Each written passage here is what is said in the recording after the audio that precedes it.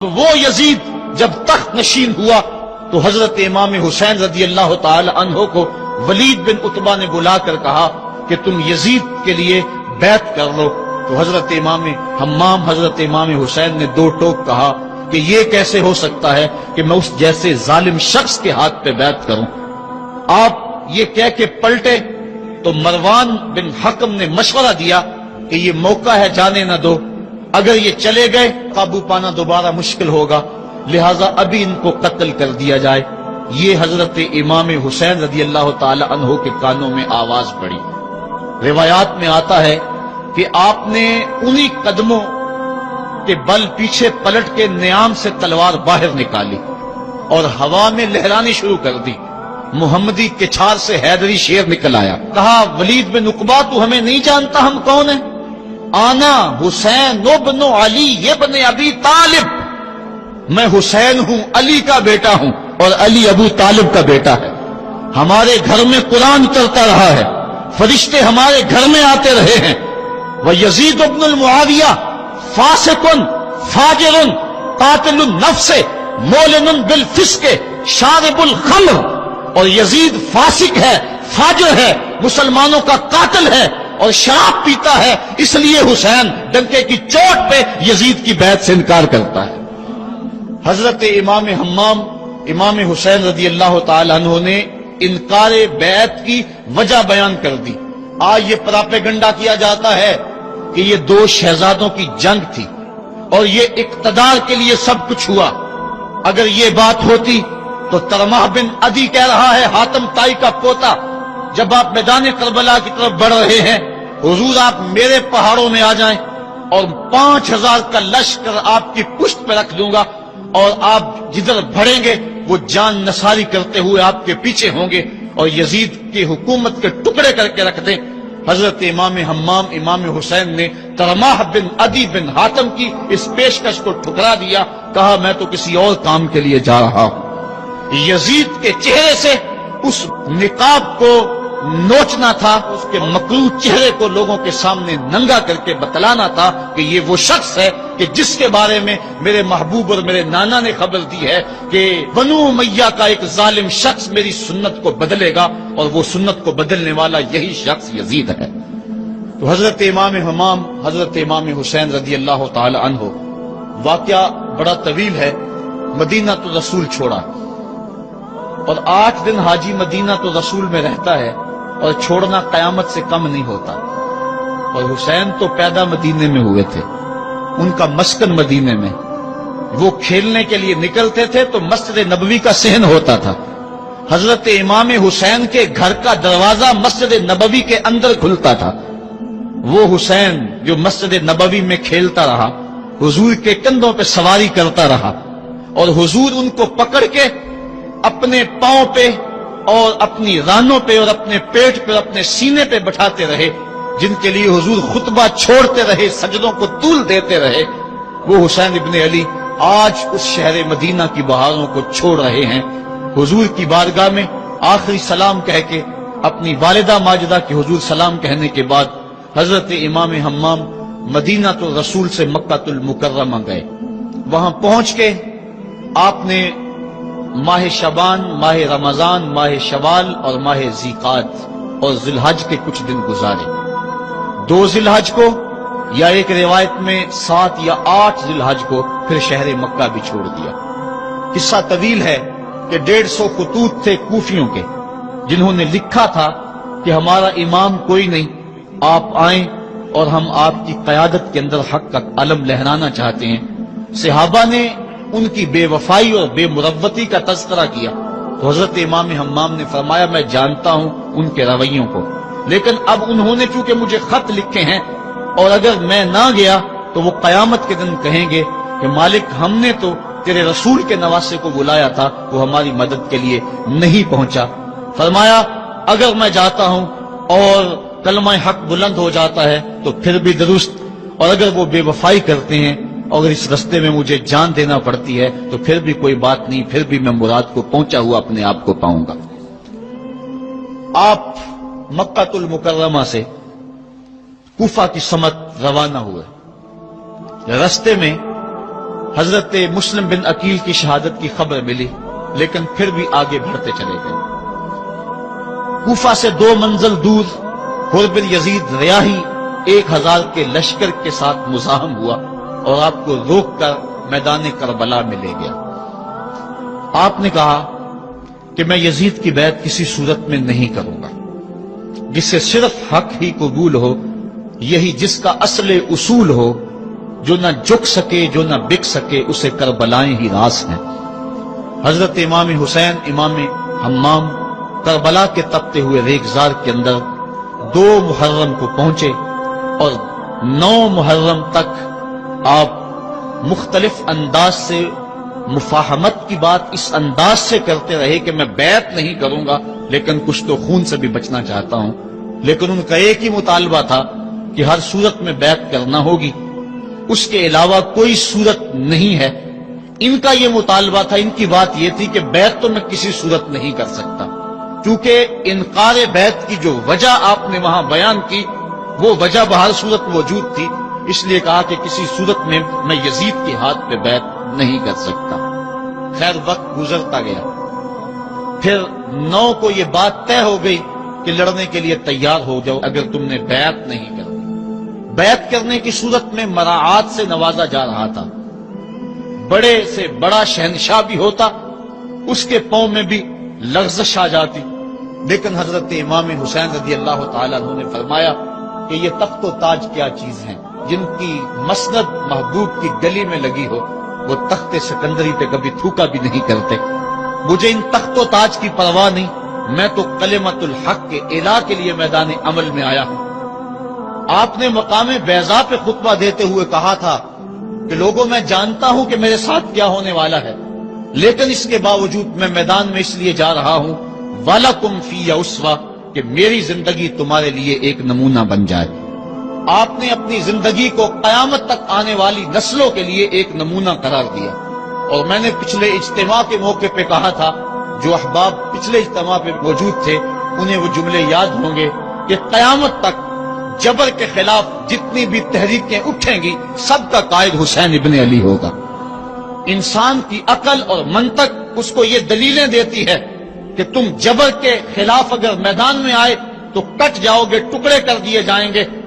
جبر سے مفاہمت کر لو، لیکن عشق سکھاتا ہے مفاہمت نہ سکھا، جبر ناروا سے مجھے، میں سر بکف ہوں لڑا دے کسی بلا سے مجھے۔ تو عشق انسان کو لڑنے کا سلیقہ دیتا ہے، محبت باطل سے ٹکرانے کا درس دیتی ہے۔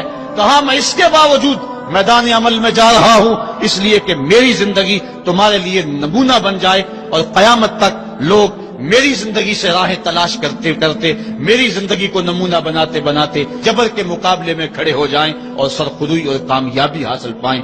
تا قیامت قطع استبداد کر، موج خون او چمن ایجاد کر، اللہ اللہ بائے بسم اللہ پدر، مانائے ذبح عظیم آیت بسر، سرخ رو عشق غیور از خون او، شوخی این مصرع از مضمون او۔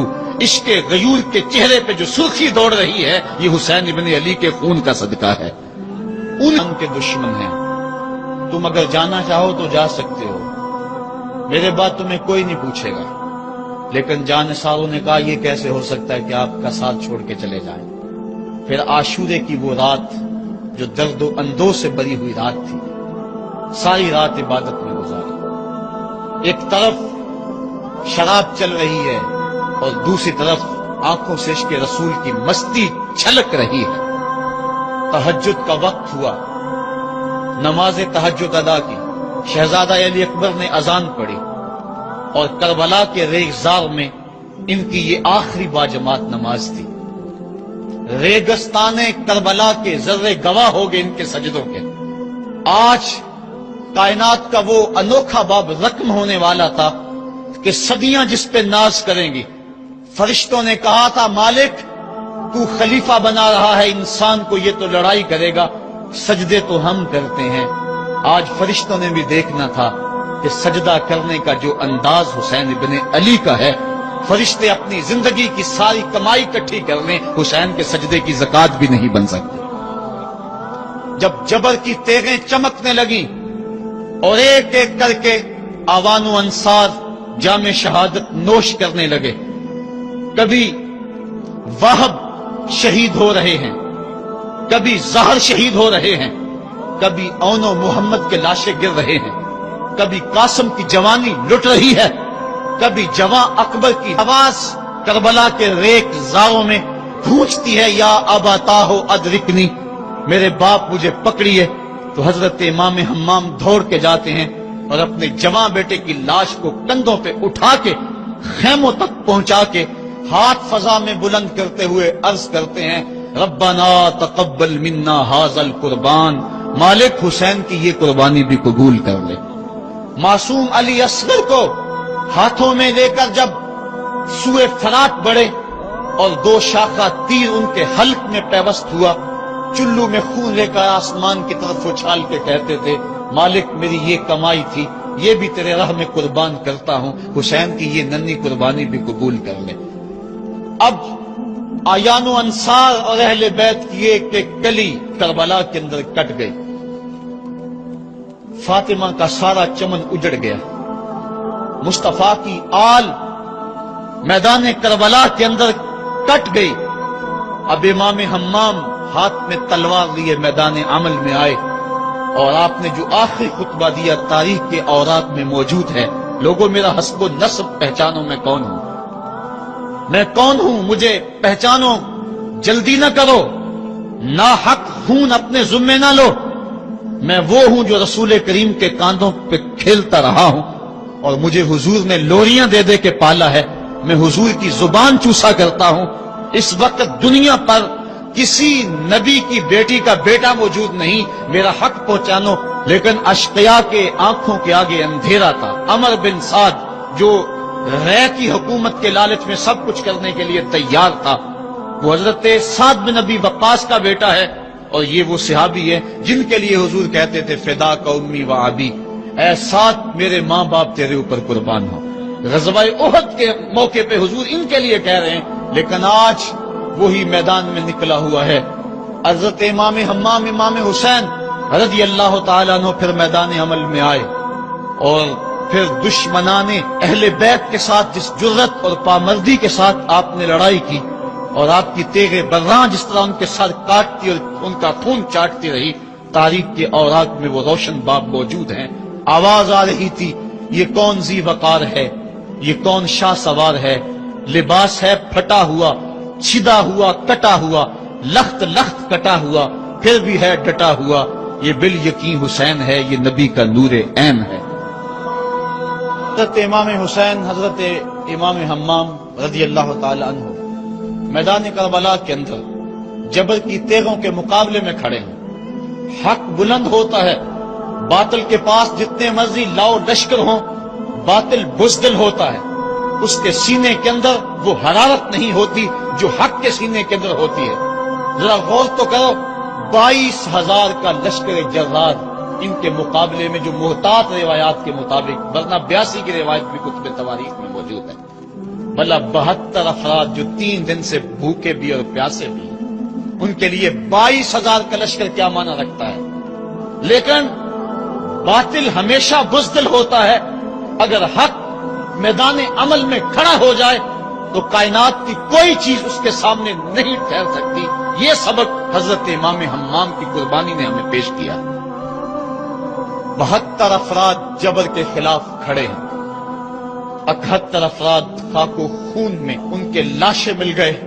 अब हजरत इमाम हुसैन रज़ी अल्लाह ताला अन्हु मैदान करबला में आपने आखिरी जो खुतबा इरशाद किया, जिसके अल्फाज मैंने आपके सामने रखे, लेकिन उन्होंने एक ही बात कही कि आप बैत करें या मैदान में आ जाएं।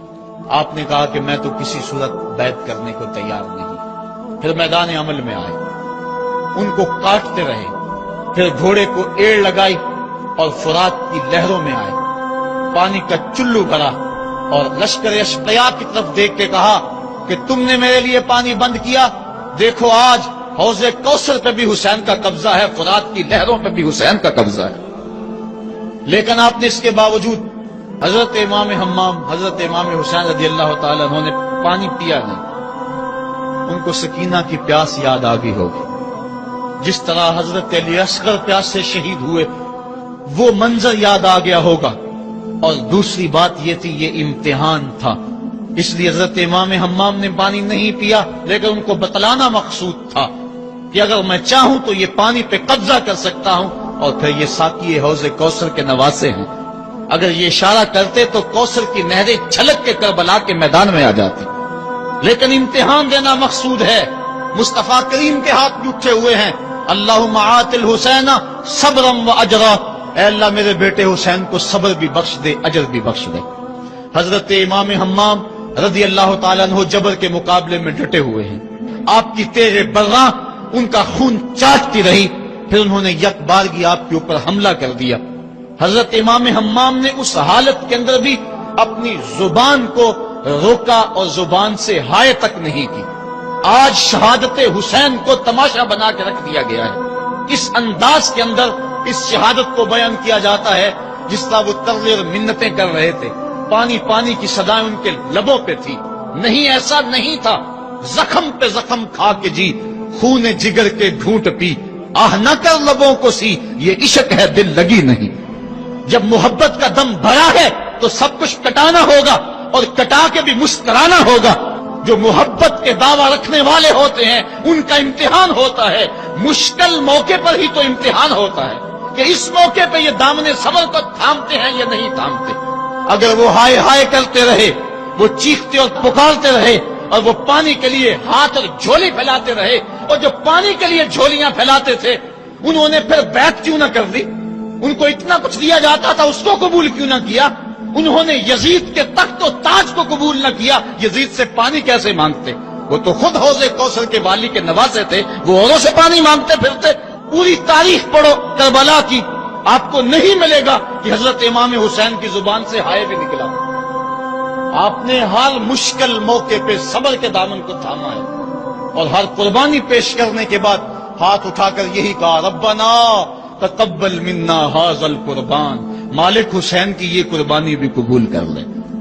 اس کا یہ مطلب نہیں کہ یہ دکھ کم تھے، اس کا مطلب یہ نہیں کہ مظلومیت نہیں تھی. وہ مصیبتیں تو اتنی تھی کہ پتھر کا کلیجہ بھی شک ہو جائے، کائنات کا کلیجہ چاک چاک ہو جائے.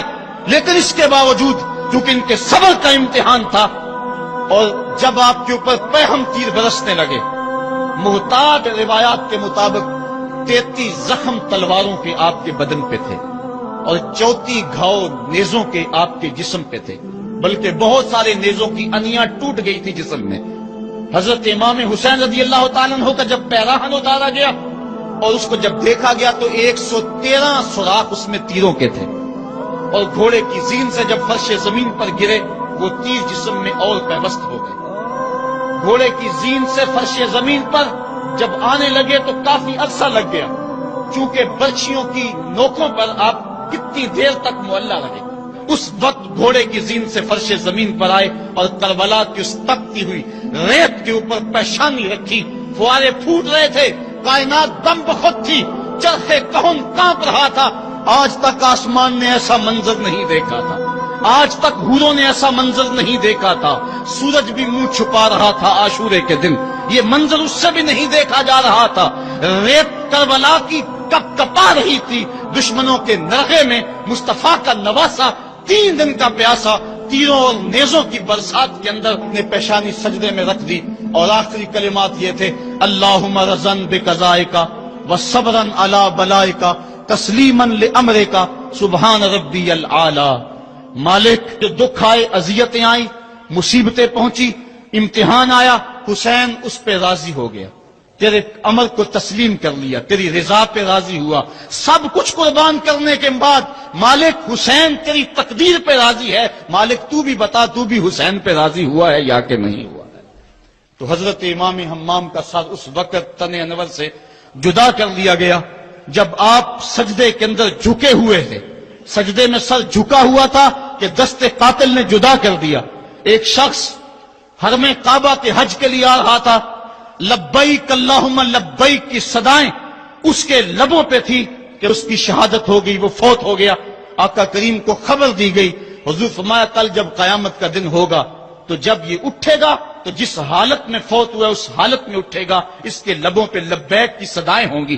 حسین ابن علی کا جب سر کٹا اور جب جسم سے تن انور سے ان کا سر انور جدا ہوا اس وقت سر سجدے میں رکھا ہوا تھا. بندہ جس حال میں جاتا ہے قیامت کے دن اس طرح اٹھایا جاتا ہے. باقی لوگ قبروں میں اور انداز میں اٹھیں گے. حسین جب قبر سے اٹھے گا سر سجدے میں رکھا ہوا ہوگا. قیامت تک حسین نماز میں ہے, قیامت تک حسین نماز میں ہے, قیامت تک حسین سجدے میں ہے, قیامت تک حسین کا سر اللہ کے حضور جھکا ہوا ہے اور وقت کے یزیدوں کو للکار رہا ہے. وقت کے یزیدوں تم اپنے اپنے دور میں پر پرزے نکالتے رہو گے لیکن حسین کا سر اور حسین کے ماننے والوں کا سر کبھی بھی تمہارے سامنے نہیں جھکے گا. حسین کا سر کل بھی خدا کے سامنے خم تھا اور آج بھی خدا کے سامنے ہی سر خم ہے. تو حضرت امام حسین رضی اللہ تعالیٰ عنہ کا سر اس وقت کاٹا گیا. چینل صدقے یا رسول اللہ کو ضرور سبسکرائب کریں جس سے ہماری مزید حوصلہ افزائی ہوگی, اور ہاں بیل آئیکن پر ضرور کلک کریں تاکہ یوٹیوب ہماری ہر نئی اپلوڈ ہونے والی ویڈیوز سب سے پہلے آپ کو بھیج دے. شکریہ.